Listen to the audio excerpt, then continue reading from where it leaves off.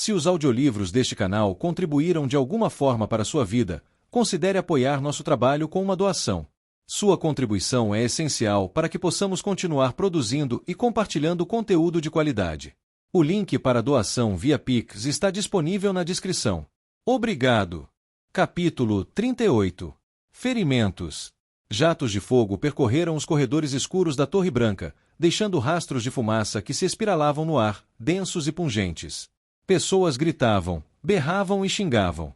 As paredes tremiam quando as explosões as atingiram. Lascas e pedaços de rocha se espalharam por tramas de ar criadas para proteção. Ali, Egwene notou um lugar onde várias irmãs negras atiravam fogo no corredor. Evanelen estava lá.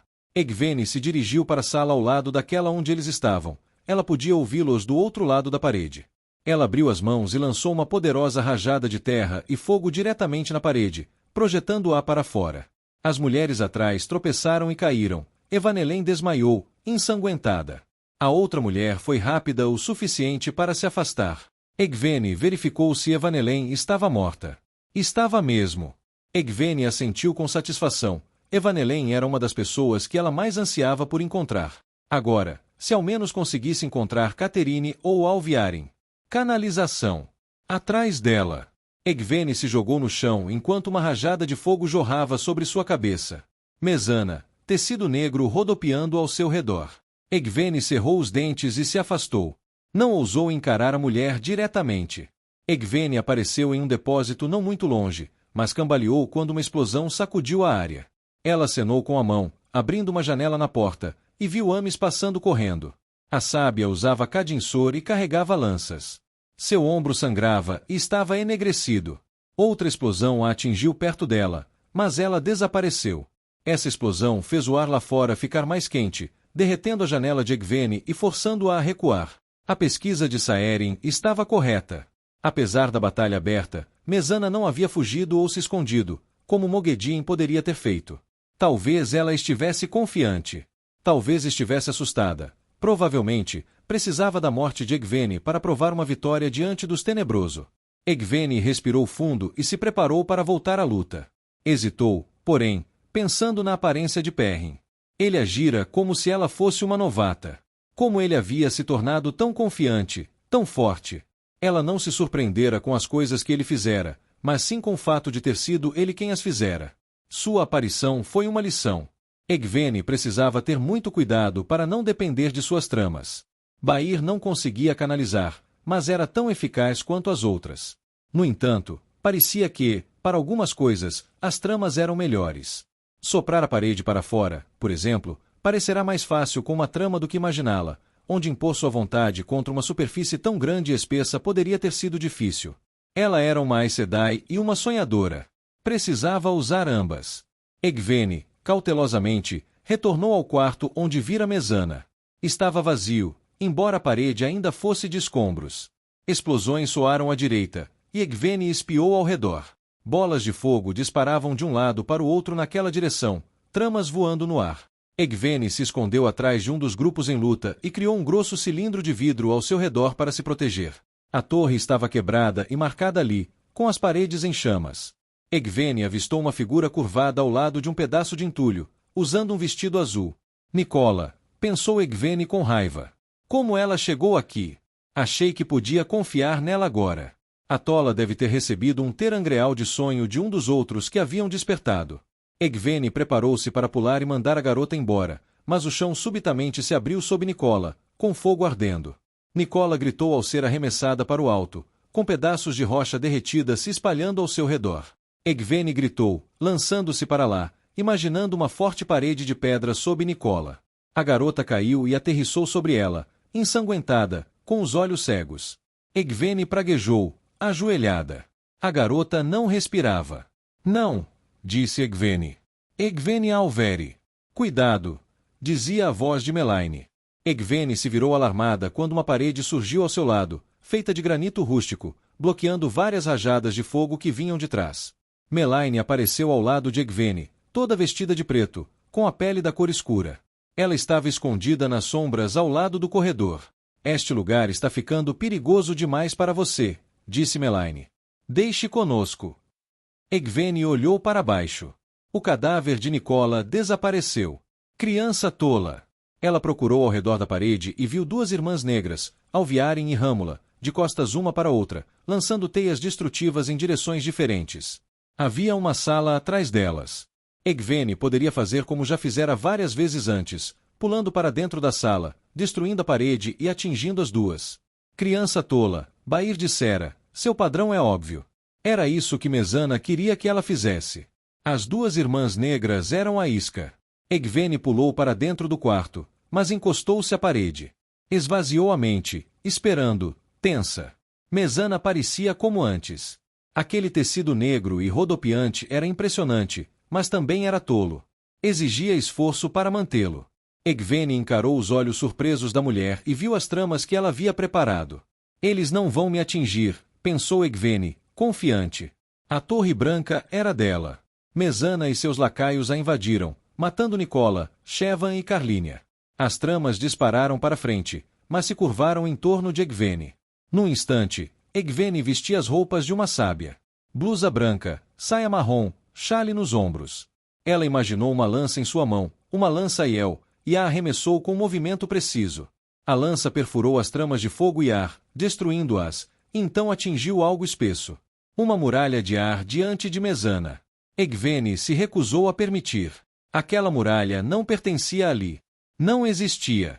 A lança parou de desacelerar e disparou para frente, atingindo Mezana no pescoço. Os olhos da mulher se arregalaram e ela caiu para trás, com sangue jorrando do ferimento. As faixas pretas que a envolviam desapareceram completamente, assim como o vestido. Então, tudo aquilo tinha sido uma trama. O rosto escurecido de Mezana se transformou no de Caterine. Egwene franziu a testa. Mezana sempre fora Caterine. Mas ela era negra e fugiu da torre. Ela não permaneceu, e isso significava. Não, pensou Egwene, fui enganada. Ela é uma. Naquele momento, Egwene sentiu algo estalar em volta do seu pescoço. Algo frio e metálico, algo familiar e aterrorizante. A fonte fugiu dela num instante, pois ela não estava mais autorizada a segurá-la. Ela girou aterrorizada. Uma mulher com cabelos escuros na altura do queixo e olhos azuis profundos estava ao seu lado. Ela não parecia muito imponente, mas era muito forte no poder. E seu pulso segurava uma pulseira, presa por uma coleira à faixa em volta do pescoço de Egwene. Um Adã. Excelente, disse Mezana. Que crianças indisciplinadas vocês são. Ela estalou a língua em desaprovação. Em um instante, mudou-se para outro lugar, levando Egwene consigo. Um quarto sem janelas, parecendo ter sido esculpido diretamente em pedra. Não havia sequer uma porta. Alviaren esperava ali, usando um vestido branco e vermelho. A mulher imediatamente se ajoelhou diante de Mezana, mas lançou um olhar satisfeito para Egwene. Egwene mal percebeu. Ficou parada, rígida, uma onda de pensamentos de pânico inundando sua mente. Estava presa novamente. Não aguentava mais. Preferia morrer a permitir que aquilo acontecesse. Imagens passaram por sua cabeça. Presa em um quarto, incapaz de se mover mais do que alguns metros sem ser dominada pelo Adã. Tratada como um animal, com uma sensação crescente de que eventualmente se quebraria, de que eventualmente se tornaria exatamente o que queriam que ela fosse. Oh, luz! Ela não podia sofrer isso de novo. Não isso. Diga aos de cima para se retirarem, Mezana dizia a Alviaren, com a voz calma. Egwene mal registrou as palavras. Eles são tolos, e sua aparição aqui foi patética. Punições serão administradas. Foi assim que Moghedien fora capturada por Ninaeve e Elaine. Ela foi mantida em cativeiro, forçada a fazer o que elas exigiam. Egwene sofreria o mesmo. De fato, Mezana provavelmente usaria compulsão nela. A Torre Branca estaria totalmente nas mãos dos renegados. As emoções transbordaram. Egwene se viu agarrando a coleira, o que atraiu um olhar divertido de Mezana enquanto Alviaren desaparecia para transmitir sua ordem. Isso não podia estar acontecendo.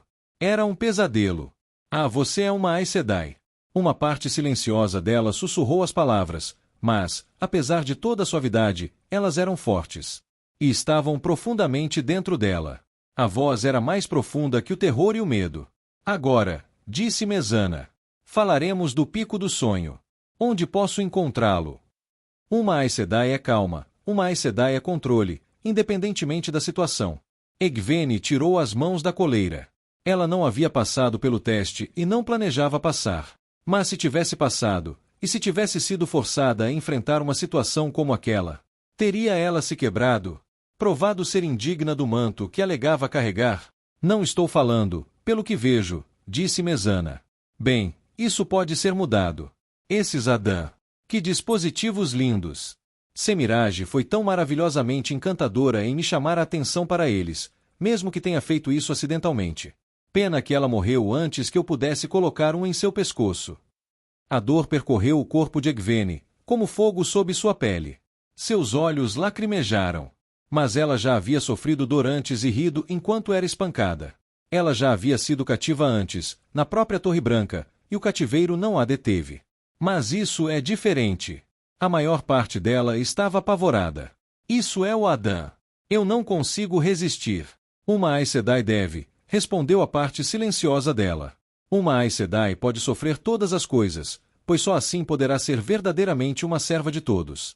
Agora, disse Mezana, diga-me onde você escondeu o dispositivo. Egvene controlou o medo. Não foi fácil. Luz, mas difícil. Mas ela conseguiu. Seu rosto se acalmou. Ela desafiou o Adã, não lhe dando poder sobre ela. Mezana hesitou, franzindo a testa. Ela sacudiu a guia, e mais dor inundou Egvene. Ela o fez desaparecer. Me ocorreu, Mezana, disse Egvene calmamente, que Moghedien cometeu um erro. Ela aceitou o Adã. O que você está? Neste lugar, um Adã é tão insignificante quanto as tramas que ele impede, disse Egvene. É apenas um pedaço de metal. E ele só vai te parar se você aceitar que ele vai. O Adã se desprendeu e se soltou de seu pescoço.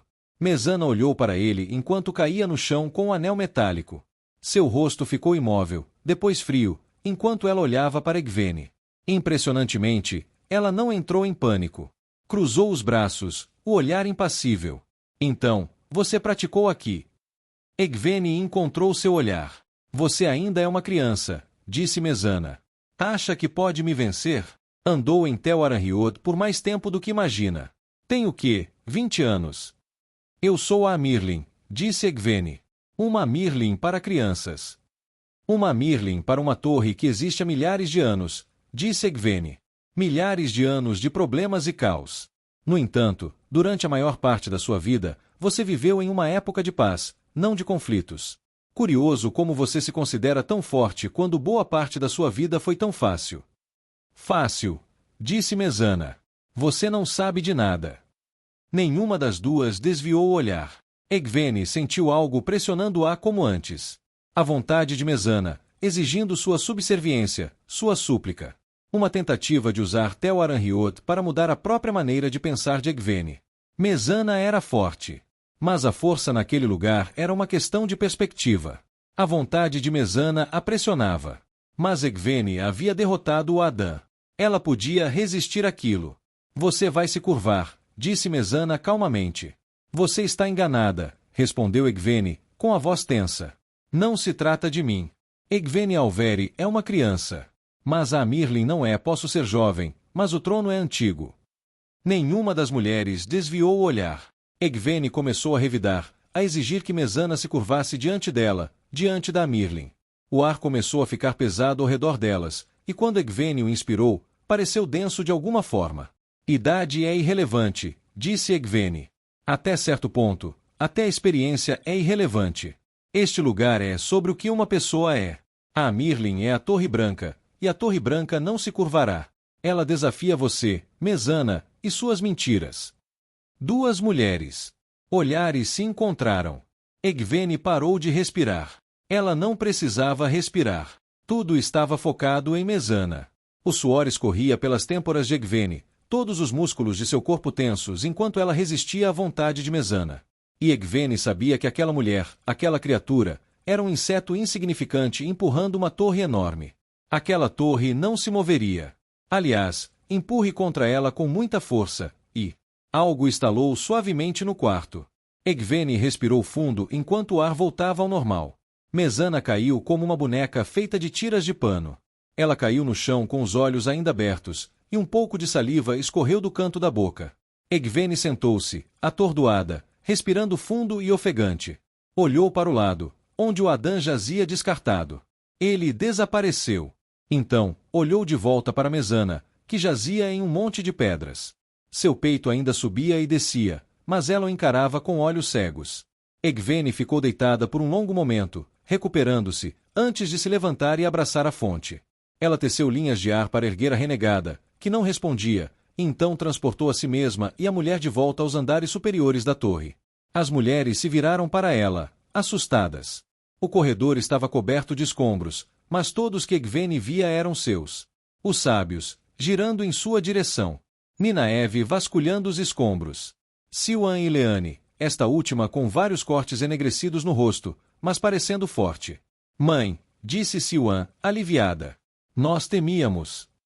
Quem é essa? Perguntou Melaine, aproximando-se de Mesana, pendurada frouxamente nas tramas de ar e olhando para o chão. A mulher arrulhou de repente, como uma criança, os olhos observando um pouco de fogo queimando nos restos de uma tapeçaria. É ela, disse Egvene, cansada. Mesana. Melaine se virou para Egvene, com os olhos arregalados de surpresa. Luz! Exclamou Leane. O que você fez? Já vi isso antes, disse Bair, examinando a mulher. Samana, uma sonhadora sábia da minha juventude. Ela encontrou algo no sonho que a deixou perturbada. Ela hesitou. Ela passou o resto dos seus dias no mundo real, babando e precisando trocar de roupa íntima. Nunca mais falou, pelo menos nada além das palavras de um bebê que mal consegue andar. Talvez seja hora de parar de pensar em você como uma aprendiz, Egvene Alveri, disse Amis. Ninaeve ficou com as mãos na cintura, parecendo impressionada, mas ainda agarrada à fonte. Sua trança estava novamente em seu comprimento total no sonho. Os outros se foram, disse ela. Mesana ordenou que fugissem, disse Egvene. Eles não devem ter ido longe, disse Siwan. Aquela cúpula ainda está lá. Sim, disse Bair. Mas é hora de esta batalha terminar. O inimigo foi derrotado. Conversaremos novamente, Egvene Alveri. Egvene assentiu. Concordo com os 2 pontos. Bair, Amis, Melaine, obrigada pela ajuda tão necessária. Vocês ganharam muito com isso, e estou em dívida com vocês. Melaine olhou para a renegada enquanto Egvene saía do sonho. Acredito que somos nós, e o próprio mundo, que temos uma dívida com você, Egvene Alveri. Os outros assentiram e, enquanto Egvene desaparecia de Tel Aranriod, ela ouviu Bair murmurando, é uma pena que ela não tenha retornado para nós. Perrin correu por entre multidões de pessoas aterrorizadas, numa cidade em chamas. Tarvalon. Em chamas. As próprias pedras ardiam, o céu de um vermelho profundo. O chão tremia, como um cervo ferido dando coices enquanto um leopardo sangrava seu pescoço. Perrin cambaleou quando um abismo se abriu diante dele, chama subindo, chamuscando os pelos de seus braços. Pessoas gritavam enquanto algumas caíam na terrível fenda, queimando até desaparecer. Corpos de repente se espalhavam pelo chão. À sua direita, um belo edifício com janelas em arco começou a derreter, a rocha se tornando líquida, lava escorrendo por entre as pedras e pelas aberturas. Perrin se levantou. Não é real. Tarmon Gaidon, gritavam as pessoas. A última batalha chegou. Ela chegou. Luz, ela chegou. Perrin cambaleou, apoiando-se num pedaço de rocha, tentando se levantar. Seu braço doía e seus dedos não conseguiam se segurar, mas o pior ferimento era na perna, onde a flecha o atingira. Suas calças e casaco estavam encharcados de sangue, e o cheiro do próprio terror era forte em seu nariz. Ele sabia que aquele pesadelo não era real. E, no entanto, como não sentir o horror disso? A oeste, o Monte do Dragão estava em erupção, nuvens de fumaça raivosa subindo para o céu. A montanha inteira parecia em chamas, rios de vermelho descendo pelas encostas. Perrin podia senti-la tremendo, morrendo. Prédios rachavam, tremiam, derretiam, se estilhaçavam. Pessoas morriam, esmagadas por pedras ou queimadas. Não. Ele não se deixaria arrastar. O chão ao redor dele mudou de paralelepípedos quebrados para ladrilhos impecáveis, a entrada dos servos para a Torre Branca. Perrin se forçou a se levantar, criando um cajado para usar ao mancar. Ele não destruiu o pesadelo, precisava encontrar Matador. Naquele lugar terrível, Perrin poderia obter uma vantagem. Matador era muito experiente em Tel Aranriod, mas talvez, se Perrin tivesse sorte, o homem fosse habilidoso o suficiente para ter evitado pesadelos no passado. Talvez ele se assustasse com este, se deixasse levar. Relutantemente, Perrin enfraqueceu sua determinação, deixando-se arrastar para o pesadelo. Matador estaria perto. Perrin cambaleou pela rua, mantendo-se longe do prédio com a lava fervendo pelas janelas. Era difícil não se render aos gritos de horror e dor. Os pedidos de socorro. Ali, pensou Perrin, chegando a um beco. Matador estava lá dentro, cabeça baixa, uma mão apoiada na parede. O chão ao lado do homem terminava em uma fenda, com magma fervente no fundo. Pessoas se agarravam à beira da fenda, gritando. Matador os ignorou. Onde sua mão tocou a parede, ela começou a mudar de tijolos caiados para pedra cinza do interior da Torre Branca. O terangreal ainda estava pendurado na cintura de Matador. Perrin precisava se mover rápido. A parede está derretendo com calor, pensou Perrin, concentrando-se na parede ao lado de Matador. Era mais fácil, ali, mudar coisas assim, era brincar com o mundo criado pelo pesadelo. Matador praguejou, puxando a mão para trás enquanto a parede ficava em brasa. O chão sob ele tremeu e seus olhos se arregalaram em alarme. Ele girou quando uma fenda se abriu ao seu lado, projetada ali por Perrin. Naquele momento, Perrin viu que Matador acreditou, por apenas uma fração de segundo, que o pesadelo era real. Matador se afastou da fenda, erguendo a mão contra o calor, acreditando que era real. Matador desapareceu num piscar de olhos, aparecendo ao lado daqueles que pairavam sobre a fenda. O pesadelo o incorporou, sugando-o para seus caprichos, fazendo-o desempenhar um papel em seus terrores. Quase levou Perrin também. Ele se sentiu vacilar, quase reagindo ao calor. Mas não. Hopper estava morrendo. Ele não falharia. Perrin imaginou-se como outra pessoa. Asia Altone, um dos homens de 2 rios. Perrin vestiu roupas como as que vira na rua, um colete e uma camisa branca, calças mais finas do que qualquer homem usaria trabalhando em Campo de Monde. Essa atitude foi quase demais para ele. Seu coração batia mais rápido e ele cambaleou enquanto o chão tremia. Se deixasse levar completamente pelo pesadelo, acabaria como Matador. Não, pensou Perrin, forçando-se a guardar a lembrança de File no coração. Seu lar. Seu rosto poderia mudar, o mundo poderia tremer, mas aquele ainda era seu lar. Ele correu para a beira da fenda, acima do calor, agindo como se fosse apenas mais uma parte do pesadelo. Gritou de terror, abaixando-se para ajudar aqueles que estavam caindo. Embora tentasse alcançar alguém, Matador praguejou e agarrou seu braço, usando-o para se erguer. E ao passar, Perrin agarrou o terangreal. Matador rastejou sobre ele, alcançando a relativa segurança do beco. Disfarçadamente, Perrin fez uma faca na outra mão. Queime-me, rosnou Matador. Eu odeio essas coisas. A área ao redor deles de repente se transformou em ladrilhos. Perrin se levantou, segurando um cajado para se firmar e tentando parecer aterrorizado. Não foi difícil. Começou a tropeçar e passou pelo Matador. Naquele momento, o homem de rosto severo olhou para baixo e viu o terangreal nas armaduras de Perrin. Seus olhos se arregalaram. Perrin empurrou a mão para frente, cravando a faca na barriga do Matador. O homem gritou, cambaleando para trás, com a mão na barriga. Sangue encharcou seus dedos. Matador cerrou os dentes. O pesadelo o envolvia. Iria explodir em breve. Matador se endireitou, abaixando a mão ensanguentada, os olhos brilhando de raiva. Perrin sentia-se instável, mesmo com o cajado. Fora gravemente ferido. O chão tremeu. Uma fenda se abriu no chão ao lado dele, fumegando com calor e lava. Como? Perrin se assustou. Como um dragão. Ele olhou para o terangreal em seus dedos. Os sonhos de medo das pessoas são fortes. A voz de Hopper sussurrou na mente de Perrin. Tão forte. Enquanto o Matador avançava em sua direção, Perrin cerrou os dentes e atirou o terangreal no rio de lava. Não! Matador gritou, a realidade retornando ao seu redor. O pesadelo explodiu, seus últimos vestígios desaparecendo.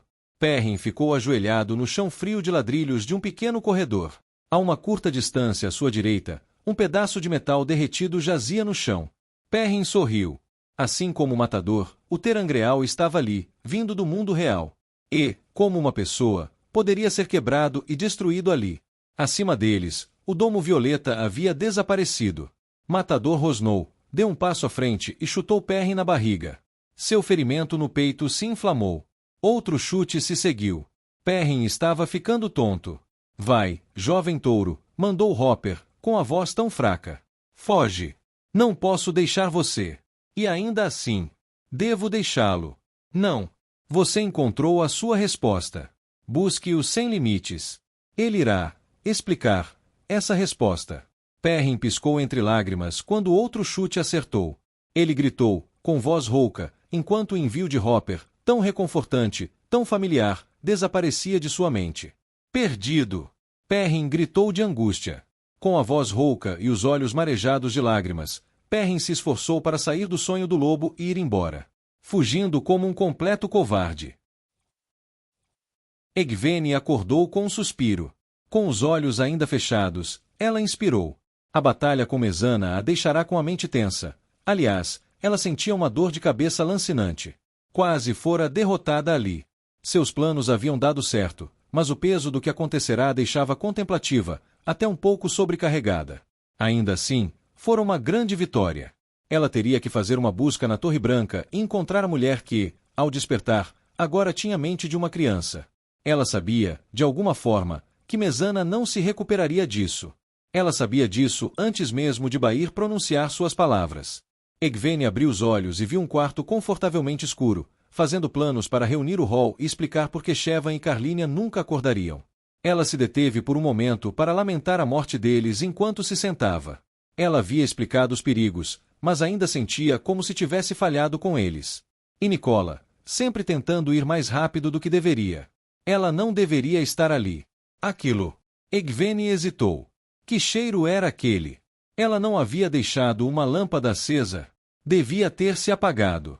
Egwene abraçou a fonte e teceu uma bola de luz para pendurá-la acima de sua mão. Ela ficou atordoada com a cena que se revelou. As cortinas translúcidas de sua cama estavam salpicadas de sangue, e 5 corpos jaziam no chão. 3 vestiam preto. Um era um jovem desconhecido, com o tabardo da guarda da torre.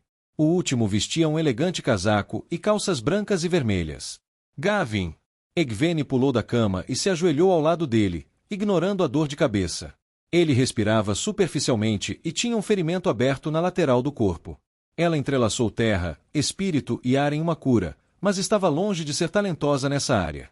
Ela continuou trabalhando, em pânico. Um pouco da cor dele retornou e os ferimentos começaram a fechar, mas ela não conseguia fazer o suficiente. Socorro! Ela gritou. A Mirlin precisa de ajuda. Gavin se mexeu. Egwene sussurrou, com os olhos se abrindo. Silêncio, Gavin.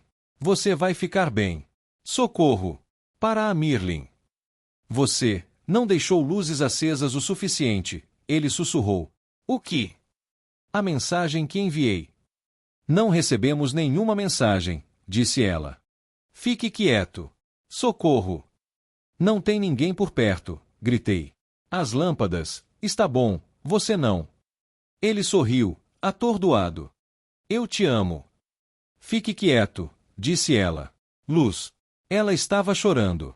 Mas os assassinos não eram seus renegados, disse ele, com as palavras arrastadas. Eu estava certo. E ele tinha. O que eram aqueles uniformes pretos desconhecidos? Seansha. Eu deveria estar morta, ela percebeu. Se Gavin não tivesse impedido aqueles assassinos, ela teria sido assassinada enquanto dormia e teria desaparecido de Tel Aranriod. Ela nunca teria matado Mezana. De repente, ela se sentiu uma idiota e qualquer sensação de vitória evaporou completamente. Sinto muito, disse Gavin fechando os olhos, por desobedecer você. Ele estava escorregando. Está tudo bem, Gavin, disse ela, piscando para conter as lágrimas. Vou criar um vínculo com você agora. É o único jeito. O aperto no braço dela ficou um pouco mais firme. Não. A menos que você queira. Tolo, disse ela, preparando as tranças. Claro que te quero como meu guardião. Sempre quis. Jure. Eu juro. Juro que te quero como meu guardião e como meu marido. Ela pousou a mão na testa dele e estendeu a trança. Eu te amo. Ele ofegou. De repente, ela pôde sentir as emoções dele, e a dor dele, como se fossem suas. E, em troca, ela sabia que ele podia sentir a verdade em suas palavras. Perrin abriu os olhos e respirou fundo. Estava chorando. Será que as pessoas choram dormindo quando têm sonhos normais? Louvada seja a luz, disse File. Ele abriu os olhos e viu que ela estava ajoelhada ao seu lado, assim como outra pessoa. Mas Uri! A Aes Sedai agarrou a cabeça de Perrin com as mãos, e Perrin sentiu o frio glacial de uma cura o envolver. Os ferimentos em sua perna e no peito se fecharam. Tentamos curar você enquanto dormia, disse File, aninhando a cabeça de Perrin em seu colo. Mas Edarra nos impediu. Não é para ser feito. Não ia funcionar de qualquer jeito. Era a voz da sábia. Perrin podia ouvi-la em algum lugar da tenda. Piscou os olhos. Deitou-se em seu catre. Estava escuro lá fora. Já faz mais de 1 hora, disse ele. Você já deveria ter ido embora. Silêncio, disse File. Os portais estão funcionando novamente, e quase todos já passaram. Restam apenas alguns milhares de soldados, homens de Aiel e 2 rios, a maioria. Você acha que eles partiriam? Você acha que eu partiria, sem você? Ele se sentou, enxugando a testa. Estava úmida de suor. Tentou fazê-lo desaparecer, como fizera no sonho com o lobo. Claro que não conseguiu. Edarra estava parada junto à parede oposta, atrás dele. Ela o observava com um olhar avaliador. Ele se virou para File. Temos que ir embora, disse, com a voz rouca. Matador não vai trabalhar sozinho. Haverá uma armadilha, provavelmente um exército. Alguém com um exército. Eles podem tentar atacar a qualquer momento. Você consegue ficar de pé? Perguntou File. Sim. Ele se sentiu fraco, mas conseguiu, com a ajuda de File.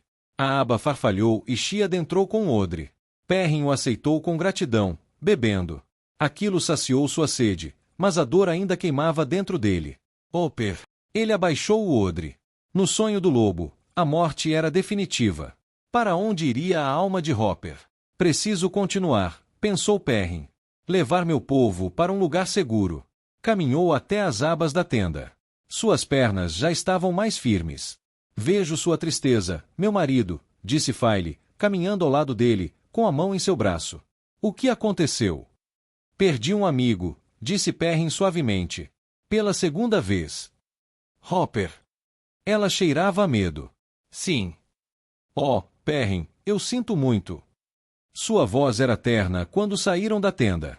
Ela estava sozinha, no prado que outrora abrigara suas forças. A grama marrom e amarela ainda trazia as marcas das tendas, trilhas desgastadas até a lama em um grande padrão cruzado. Parecia o layout de uma cidade, trechos marcados para construções, linhas cortadas para se tornarem estradas. Mas estava quase vazia agora. O céu estrondoso estava escuro. Xia ergueu uma lanterna para iluminar a grama à frente deles. Vários grupos de soldados aguardavam. Donzelas ergueram suas lanças ao vê-lo e as bateram em seus escudos. Um sinal de aprovação. Os homens de 2 rios também estavam lá, reunindo-se enquanto a notícia se espalhava. O quanto eles poderiam adivinhar o que ele tinha feito naquela noite? Os homens de 2 rios aplaudiram, e Perrin acenou para eles, embora se sentisse tenso. A incongruência ainda estava lá, no ar. Ele presumira que o pico de sonho a estava causando, mas aparentemente estava enganado. O ar cheirava a praga. Os Ashamen estavam onde antes ficava o centro do acampamento. Eles se viraram quando Perrin se aproximou, saudando-os com as mãos no peito. Pareciam estar em boa forma, apesar de terem acabado de mover quase todo o acampamento. Tirem-nos daqui, homens, disse Perrin a eles. Não quero passar mais 1 minuto neste lugar. Sim, meu senhor, disse Grade, parecendo ansioso. Seu rosto ficou concentrado, e um pequeno portal se abriu ao seu lado. Atravessem, disse Perrin, acenando para os homens de 2 rios. Eles cruzaram com um passo rápido. As donzelas e Gaul esperaram com Perrin, assim como Élias. Luz, pensou Perrin, examinando o campo onde haviam acampado. Sinto-me como um rato sendo observado por um falcão. Acho que você não poderia nos dar alguma luz, disse Perrin a Neald, parado ao lado do portão. O Ashamen inclinou a cabeça e um grupo de globos brilhantes surgiu ao seu redor. Eles voaram rapidamente pelo ar ao redor da campina. Eles não iluminaram nada. Apenas o acampamento abandonado. As últimas tropas finalmente passaram. Perrin e File cruzaram, Gaul, Élias e as donzelas o perseguindo. Finalmente, os canalizadores passaram, caminhando em grupo. O ar do outro lado do portal era fresco e tinha um cheiro refrescantemente limpo. Perrin não havia percebido o quanto o cheiro ruim o incomodava. Inspirou profundamente.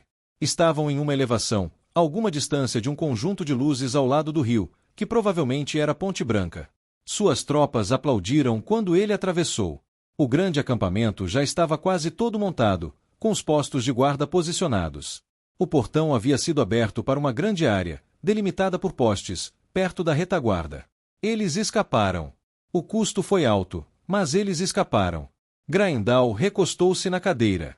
As almofadas de couro estavam forradas com a penugem do jovem Kalir, que naquela era vivia apenas em Shara. Ela mal notou o luxo. O servo, aquele que Moridin lhe emprestara, estava ajoelhado diante dela. Seus olhos eram tempestuosos e apenas semicerrados. Este estava sob controle, mas por pouco. Ele sabia que era único. Ele também parecia saber que seu fracasso recairia sobre os ombros dela. Graendal não se importava. Ela era controlada demais para isso. As venezianas da janela do amplo cômodo de ladrilhos vermelhos se abriram de repente, e um vento frio do mar soprou pelo quarto, apagando várias lâmpadas. Fios de fumaça subiam dos pavios. Ela não falharia. Prepare-se para acionar a armadilha de qualquer maneira, ela ordenou. Mas, disse o servo, faça isso e não responda a nenhum dos escolhidos, cachorro. O servo baixou os olhos, embora ainda houvesse uma centelha de rebelião neles. Deixa pra lá. Ela ainda tinha uma ferramenta, uma que ela havia posicionado com muito cuidado. Uma que ela havia preparado para um momento como aquele. Era preciso fazer isso com cuidado. A Ibara era Taveren, e tão forte que chegava a ser assustador. Flechas disparadas de longe errariam o alvo, e em um momento de contemplação pacífica, ele seria alertado e escaparia. Ela precisava de uma tempestade com ele no centro. E então, a lâmina cairia. Isso ainda não acabou, ferreiro caído. Nem 1 centímetro, nem 1 légua.